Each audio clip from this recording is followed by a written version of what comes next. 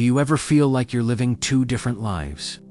There's the life you perform for the world during the day, and then there's the life you only dare to feel after midnight. This is the story of Nora, a 32-year-old project manager, and it might sound a little too familiar. By day, Nora is the perfect employee, the perfect friend. She's on autopilot, meetings, emails, messages, deadlines, and a never-ending stream of urgent tasks. Her world is loud, fast, and demands instant answers.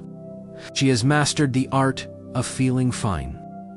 She nods at the right times, laughs politely, and pretends she is not slowly fraying at the edges. The world loves her for it. But at night, when the noise finally stops, Nora becomes someone else. Not dramatic, not dark, just real. She walks through her quiet apartment, touching the spines of books that she never had time to finish. She stares out the window, hoping the view might answer questions she's too scared to ask herself. She listens to the hum of the refrigerator because it is the only sound in her world that does not want something from her. For life is split, not by choice, but by the relentless pressure of modern life. The day belongs to the world. The night, what is left of it, belongs to Nora. And the two versions of her are slowly, dangerously drifting apart. The turning point begins on a Thursday, the day everything finally collapses. At 8:02 a.m., Nora gets a notification.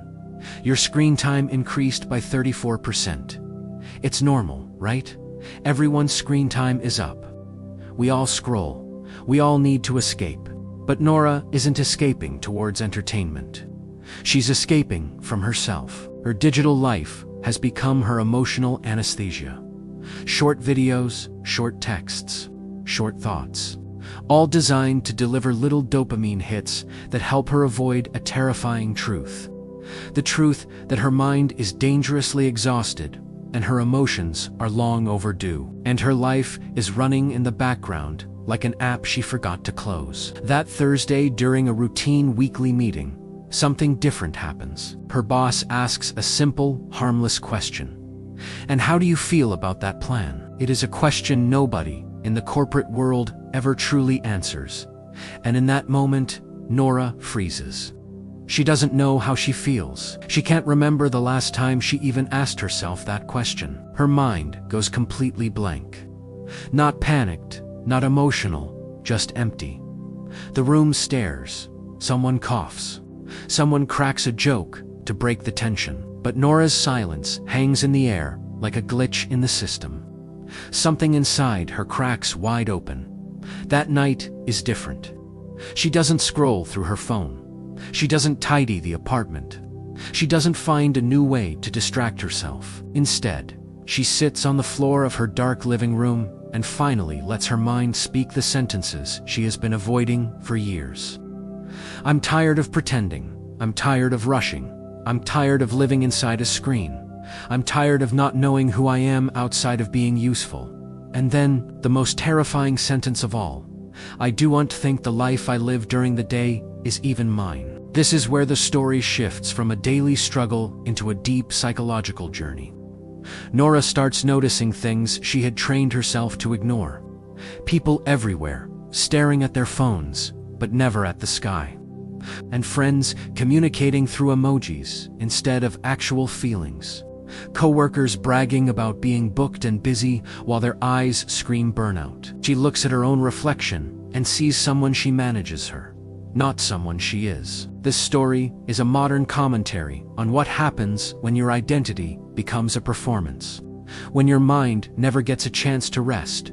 When you forget the difference between constant stimulation and genuine connection. But here's the twist that makes Nora's story so powerful. She doesn't quit her job and move to a remote island. She doesn't have a dramatic movie-style breakdown. She doesn't magically fix her life with one grand gesture. Instead, she does something shockingly simple, yet almost impossible for most of us today. She turns her phone off. For 24 hours, and the world inside her erupts. The silence she once found comforting at night suddenly becomes deafeningly loud. Memories she thought she had buried start bubbling to the surface. Thoughts she had dodged for years begin to unravel like loose threads from a sweater. She has a profound realization.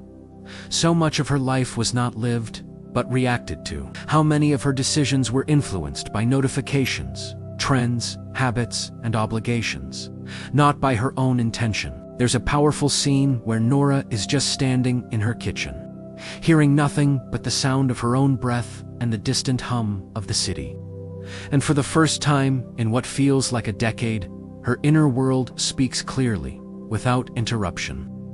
The story forces us to ask ourselves some uncomfortable questions. What does silence reveal about us? What is the real cost of our chronic distraction? Why are we so afraid of meeting our own minds?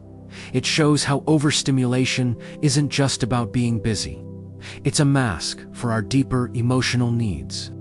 It reveals how easily our lives can become a series of reactions instead of a journey with clear direction. And here is the climax of the story.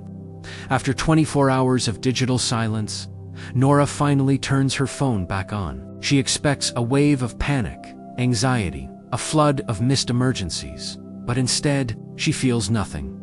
A calm sense of detachment, because Nora is not the same person who turned it off. She now understands something very few people ever do.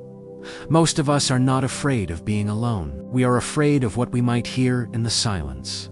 We are afraid of our own thoughts. The story ends with a subtle but deeply emotional conclusion. Nora doesn't change her job, her friends, or her city. She changes the one thing that actually matters. She stops living two separate lives. The version of her that existed only at night. Aware, quiet self starts to bleed into her days. She starts answering questions honestly. She starts taking moments of silence between tasks. She starts looking people in the eye, not just at their status updates. And for the first time in her adult life, she doesn't need to escape from her day to feel real. She is finally, simply herself, all the time. Thank you for watching. If Nora's story resonated with you, let me know in the comments. See you next time for more stories that make you think.